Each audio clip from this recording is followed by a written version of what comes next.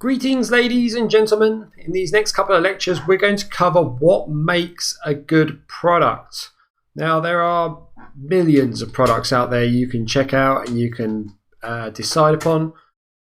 What makes a good product for you to sell comes under a certain criteria.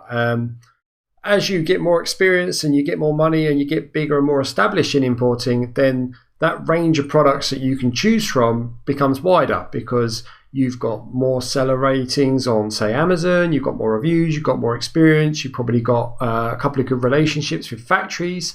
But when you're just starting out, you don't want to make it too hard on yourself. You want to pick a product that's going to make life much easier for you. So this is the Sourceship Sell Danny Garian recommended criteria of what makes a good product. And it's going to be over the next couple of lectures. I'd say the next 2 lectures we're going to do this.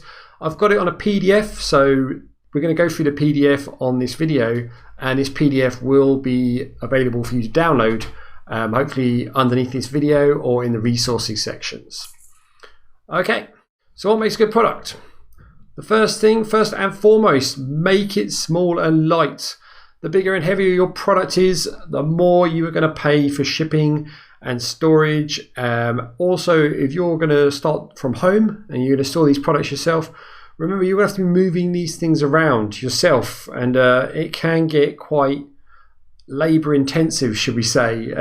So yeah, take that into consideration. If you're going to ship it all to Amazon, Amazon will charge you for size, and you have standard and also oversized storage charges. So if you do go over a certain weight and size of box, Amazon will charge you extra to store it in their warehouses. So you need to take these things into consideration. Okay, next on the menu is there demand for your product? It's a bit of a silly question, but it's one that needs to be asked. Is there demand for your product? Are people going crazy for your product? Will it fly off the shelves as soon as it's in stock? These things are what you want to happen, but a lot of people look at the product and kind of go blindly, think, yeah, that'll sell. Well, do you know? Have you got figures? Have you checked the market, assessed your situation? These are things you need to check, and these are things that we teach in this section on how to do. You need to know if there's demand for your product. Don't guess. Please do not guess. Next is you need to get niche specific. Easy for you to say.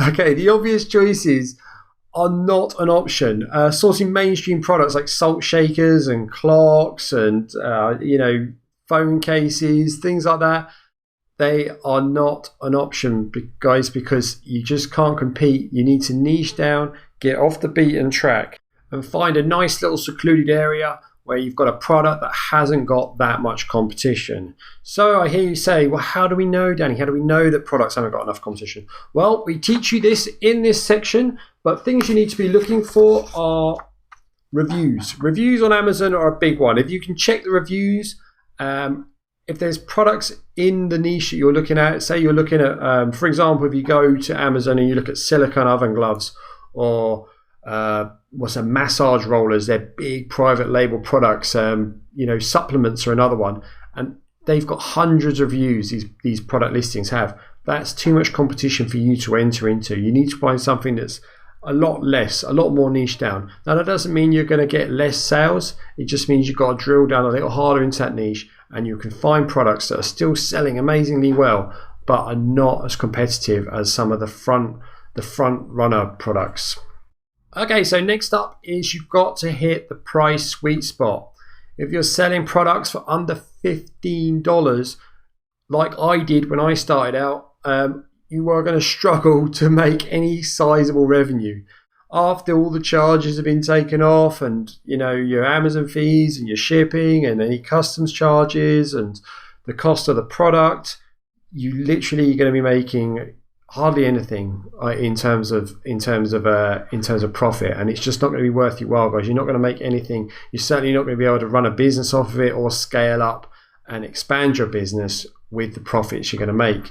So you need to aim for the product sweet spot. Also, anything that's over $200, there or thereabouts, it's going to take a lot of startup capital. I imagine it's going to be expensive to source. Also, customers have to think about it when they come to buy something at that sort of price range. You want a customer to go to Amazon and just be like a no-brainer purchase, like they're buying like a new scrubbing brush for the sink, or a product, a household product, that's something they'll just buy without having to consult, their husband or the wife before making that purchase. You don't want them to have to think about it. You want them just to buy it.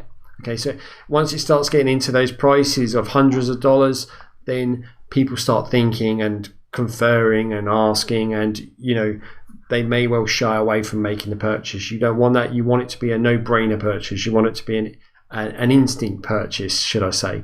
So anyway, so the sweet spot is between $50 to $150. If you can price your product between that is quite a wide margin there, but if you can get it between the $50 and $150, you're making enough profit, and you're not too high for customers to have to think about it or make a decision have a family meeting about it or something like that.